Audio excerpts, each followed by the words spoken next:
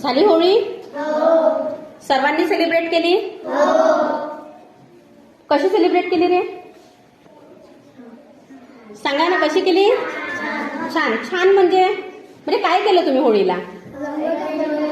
रंग खेळले आणि एकमेकांना रंग लावले. त्याच्या आदल्या दिवशी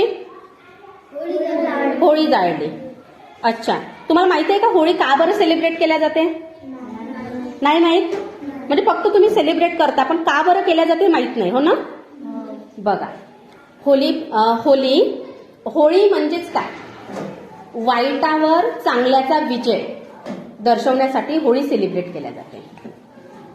यामागे एक कथा आहे, ऐकायची का सर्वांना? ऐकायची आहे?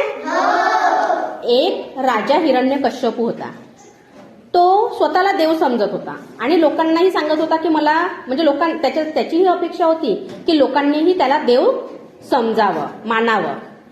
पण त्याचा स्वतःचा मुलगा प्रल्हाद हा भगवान विष्णू यांचा खूप मोठा भक्त होता. हे राजाला मान्य नव्हते.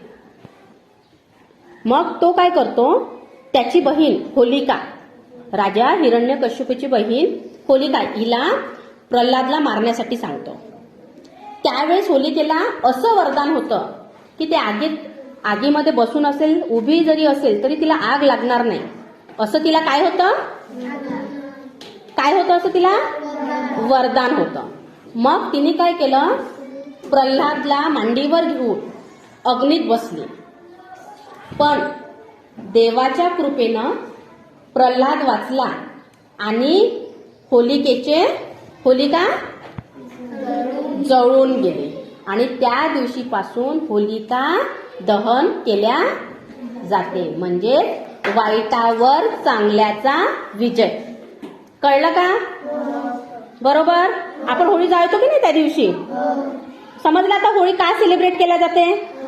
यानंतर लक्षात राहील. ओके.